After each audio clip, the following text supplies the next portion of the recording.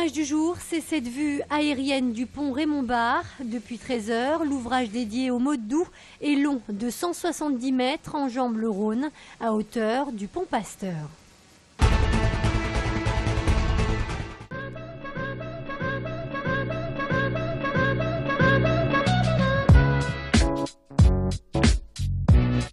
Seulement, c'est le temps qu'il aura fallu aux techniciens pour faire pivoter la barge sur laquelle repose le pont Raymond Barre. Une opération redoutée mais qui finalement s'est déroulée sans aucun accroc. Je crois que le plus gros des risques sont passés. Gérard Collomb n'avait qu'une trouille et qu'une envie en me disant « Bernard, t'évites de faire tomber le pont dans le Rhône ». Bon, je peux lui dire maintenant, Gérard, le pont ne tombera pas dans le Rhône, quoi, voilà. Sauf surprise, ce pont devrait au contraire être bien installé sur ses appuis. La phase de descente de l'ouvrage a d'ailleurs démarré à la mi-journée. Elle durera près de 10 heures au total. Une prouesse technique qui a rendu admiratif le public venu en nombre aujourd'hui. C'est une chose qu'on voit qu'une fois dans sa vie. C'est pas évident de mettre un pont aussi lourd sur des radeaux. Hein. Je suis venu parce que c'est un événement quand même assez important et surtout rare de voir une construction comme ça. Donc en plus ça fait une sortie avant la rentrée, c'est pas mal. Je pense qu'à la fin lorsque le pont sera posé, tout le personnel pourra être très fier du travail qu'ils ont fait. Un deuxième tronçon reliant le tablier du pont aux berges du Rhône sera installé dans les prochains jours. Quant à sa mise en service, elle est prévue en février 2014. Au revoir les vacances et bonjour l'école. À Lyon, 35 000 élèves ont repris leur cartable pour retrouver les salles de classe ce matin. Ici, au nouveau groupe scolaire Julie-Victoire d'Aubier dans le 7e arrondissement. Pas de pleurs, mais beaucoup d'excitation. Elle avait vraiment envie de venir à l'école depuis longtemps, donc elle était au contraire très contente. Très bien, il avait l'habitude d'aller en crèche, donc c'est vrai que il faisait un peu la tête au départ, mais après, comme une lettre à la poste. Et de l'énergie positive, il y en a aussi dans le bâtiment, le premier du genre à Lyon, en produisant 140 000 kWh par an grâce à ses 900 m² de panneaux photovoltaïques. L'établissement produit plus d'énergie qu'il n'en consomme. La priorité était de faire une école qui, à la base, consomme le moins possible. Donc un bâtiment très compact, avec des façades au maximum orientées au sud pour bénéficier des apports solaires et un patio central qui permet justement de réguler un petit peu thermiquement l'école en fonction de la saison hivernale ou estivale pour ramener de la fraîcheur ou conserver de la chaleur. Élèves et parents sont conquis. Je pense qu'elle est très belle. Super.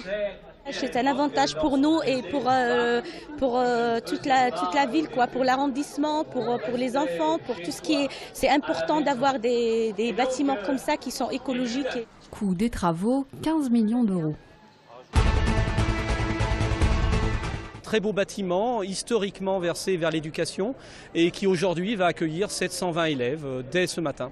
Un nouveau collège a aussi ouvert ses portes ce matin sur le boulevard de la Croix-Rousse, dans les locaux de l'ancienne IUFM. Un vaste chantier de transformation des bâtiments lancé en 2010. Le nouveau collège, en fait, il a une spécificité, c'est qu'il réunit deux anciens collèges, le collège François Truffaut et le collège Maurice Sèvres. L'autre spécificité, c'est qu'il est dans les locaux de l'ancienne école normale de filles.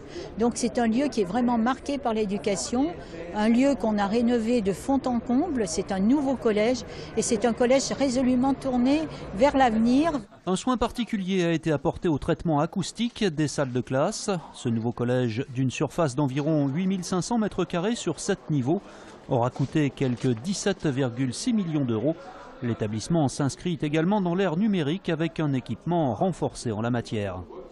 Oui, c'est un collège à la fois tourné vers l'enseignement des langues vivantes et surtout avec les outils numériques de demain, c'est-à-dire tous les nouveaux outils numériques dans toutes les classes, tableaux numériques interactifs et également les tablettes numériques évidemment qui seront utilisées. On souhaite que ce collège soit ancré sur son quartier, ancré sur la Croix-Rousse et puisse travailler, je dirais, en parfaite osmose avec le quartier. Le mercato estival s'est clôturé hier à minuit dans le plus grand calme pour l'OL. Suivi depuis un long moment par le club rhodanien, le Bastiais Wabi Kazri ne posera pas ses valises entre Rhône et Saône. La fermeture du marché des transferts signifie surtout la fin du feuilleton Gomis et Briand. Mis à l'écart du groupe depuis la reprise, les 2 joueurs n'auront finalement pas quitté Lyon dans les derniers instants et seront donc réintégrés dans le collectif mercredi. Au total, cet été, l'Olympique lyonnais aura récupéré 27,5 millions d'euros hors bonus de la vente de 5 joueurs et dépensé 2,8 millions pour s'attacher les services de Gaël Danic et Henri Bédimo, Miguel Lopez étant arrivé sous forme de prêt du Sporting Portugal.